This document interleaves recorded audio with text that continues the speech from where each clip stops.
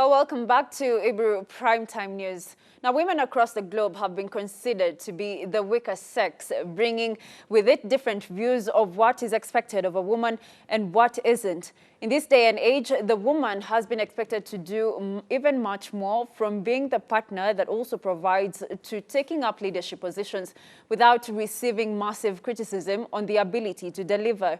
Now, tonight we discuss the plight of flower farm workers, and a majority of which are women working in unhealthy and unsafe workplaces and denied basic rights such as maternity leave, and also face sexual harassment.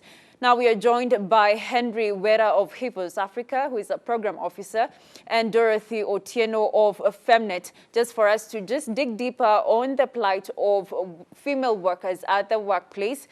Thank you so much for joining us, Dorothy and Henry. Good evening. Good evening to you. Thank you. Yeah, so there's a lot, there's a campaign, of course, that is going on, that is the Women at Work campaign. And tonight we just want to know a little bit more about that before we even delve into, of course, the flower farm workers, the plight that they are going through, especially right now during the COVID-19 pandemic. Dorothy, perhaps we can start with you. Just tell us a little bit about the Women at Work campaign and what it's all about.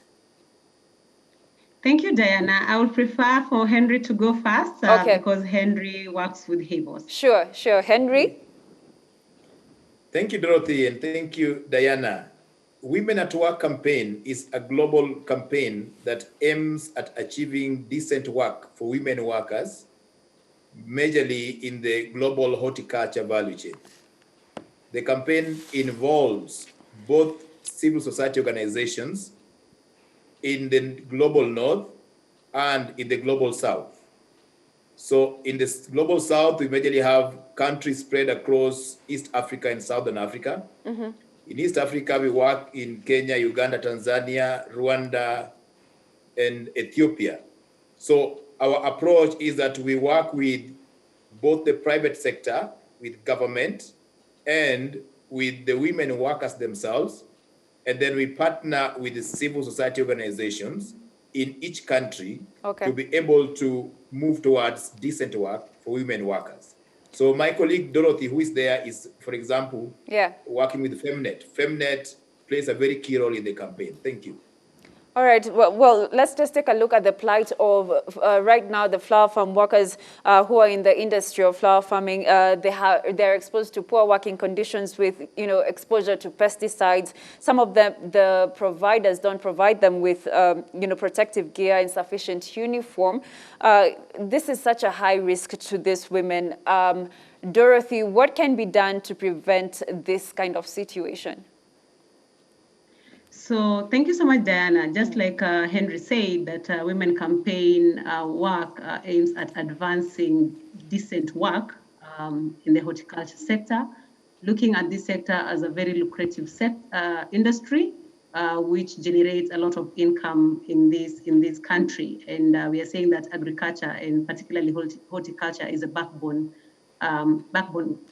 sector to this country. And so we realize also that a majority of the workers in this industry are women, who comprise of more than 65%.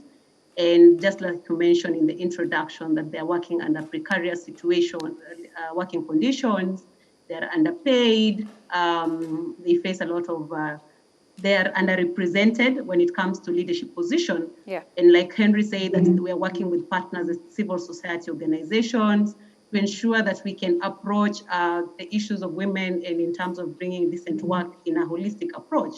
So as Femnet, our work revolves around leadership, enhancing leadership capacities of women in the flower farm, so that we are able to, enhance their skills and ensure that they get equal opportunities of leadership at the workplace. We also work with the farm management to ensure that their policies are gender responsive. And we are in this space also to lobby the key actors and the policy makers to ensure that issues to do with decent work are taken care of in terms of policy and in terms of practice. All right, and just looking at the women at the workplace in general, just to move aside from flower farm workers, we've seen the issue of balance. Many women saying that work-life balance is a bit tough. How can we as women manage this, or how can even employers understand them? So like I said, it starts from policy. When we have gender responsive policies, then it means we are able to take into consideration issues that are related to women. And I'll give you an example. There are farms, if I will give an example with the flower farms, yes, there are farms that are put in daycare facilities in the farms, just to ensure that the burden of taking care of children or taking them to daycare facilities outside the farm are elevated by creating a facility within the farm to ensure that the women can concentrate on their productivity. And so when such structures or systems are put in place at the workplace, I would say like the breastfeeding facilities, the daycare facilities, if there is a hospital where the women can go for their antenatals and just check up on the gender-related issues that we know as women we face, then it will be easier for them to fully concentrate and be productive at the places of work. Yeah. So basically that involves even women playing a part in terms of deciding, making decisions in terms of the structures put in place at the workplace, and also enhancing it through the policies that are put in place. All right, and I need to pose a question to Henry. It seems like for some women, it feels like some men have an advantage when it comes to career growth. Is it that men perform better than women? What would you say about that, Henry? Well, thank you, Diana. I think it is not true that men perform better than women or vice versa. But I want to say that each worker, provided with the right conducive environment, is capable of performing excellently at work. Yeah. But we have structural and institutional issues that have created that idea that women perform less than men, or rather that men better perform than women. Look, for example, in the horticulture sector. We have a sector where 75% and above are women. And they're doing well. These are sectors that are multi-billion sectors in terms of their contribution to the GDP of our economies. And they're driven by women. What does that say? It says that women are very productive, in fact. But you see, the structural issues we are talking about, for example, what Dorothy is speaking about leadership.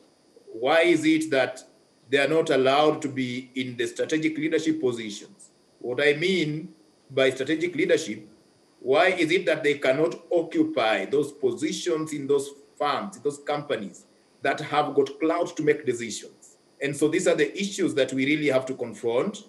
These are the issues that we must discuss and agree, that we must begin to allow women to take charge in sectors where they are involved, because they're equally productive like men.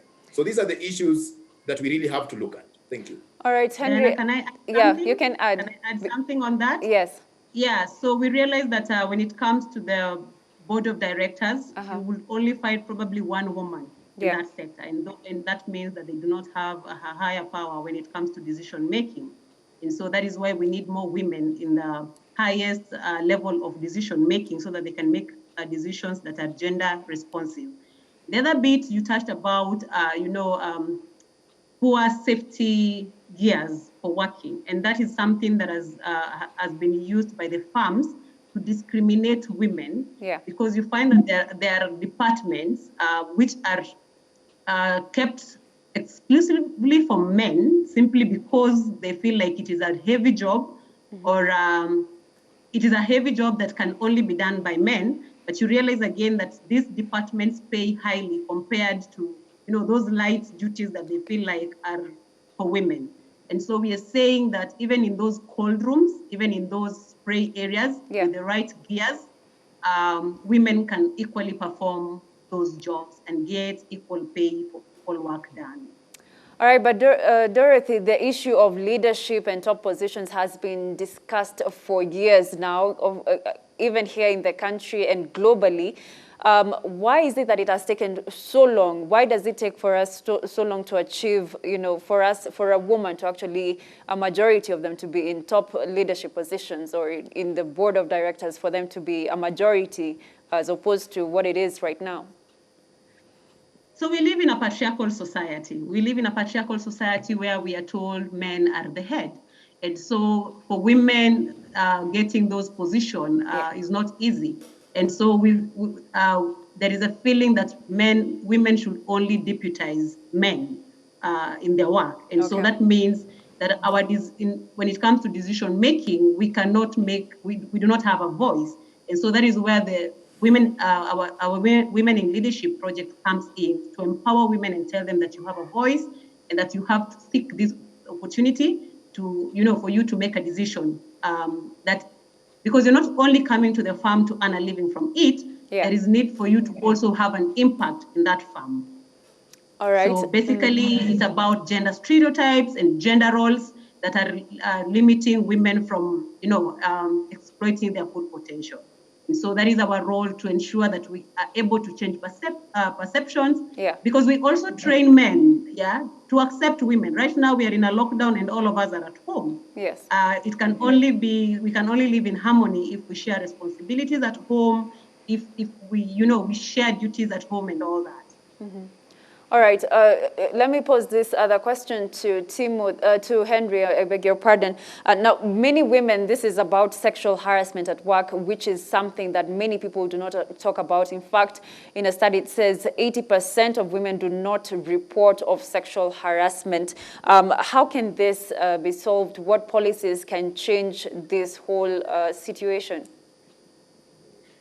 Thank you, Diana. I think there are a number of initiatives already ongoing to try to combat this issue of security at the workplace, and especially sexual harassment and gender-based violence against women at work.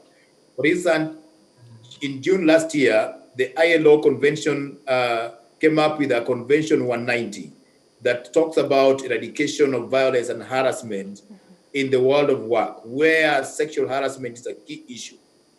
Locally, in our context in Kenya, we have the Sexual Harassment Act, which is a law that provides for punishment and remedy for victims of sexual harassment. Now, the challenge is bigger because, one, we have weak enforcement of these laws and policies at the lowest level. And two, sexual harassment kind of feeds on some cultural, religious, and some traditional beliefs and stereotypes. For example, a woman who is sexually violated in the workplace will fear reporting this to, for example, the spouse at home. Because if they report it, the spouse will say, okay, so this is what you have been doing. Exactly. And so a divorce or a separation comes in. Now, these are the things that we must combat. People must come out to speak about it. When we speak about it, we stop it. We must be able to empower the women themselves to be able to come out and speak against sexual harassment. For me, that's the starting point. And then we must campaign, or rather advocate, for a change of a mindset. The religious beliefs that have put women in that box, the traditional cultural beliefs that put women in that box, we must now begin to talk about them and overcome them, because unless we do away with them, then it will be very difficult to protect our women. Thank you, Diane. All right. Even as we wrap up, Dorothy, perhaps you could answer about the equal pay. How come equal pay is listed as the most significant issue in the workplace by many women around the world, but how can that be solved so that there are policies that include both men and women to have equal pay? Yeah, like I said, everything goes back to individual responsibility, where we say now the women, if they have power, they will be able to voice their concerns through the right channels. And also just to streamline our policies and make sure they are watertight enough in terms of not just having policies, but also through implementation. Okay. So once we, and so we are also advocating that we can adopt the living wage and not minimum wage. So living wage will ensure that will ensure there is some decency in terms of what workers are paid at the workplace. So definitely it has to start with us, mindset, and women, just coming out of their cocoons and, voicing their concerns at the workplace and saying that it is about us, it is about our welfare, it is about our livelihoods, and that we have a role to play in the general welfare of the company. All right. Thank you so much, Dorothy and Henry, for your sentiments and insights on this conversation. I know we'll be talking about that later, of course, but not today. The conversation continues of the plight of women at the workplace. Thank you, Dorothy and Henry, for that conversation. Thank you, Diana.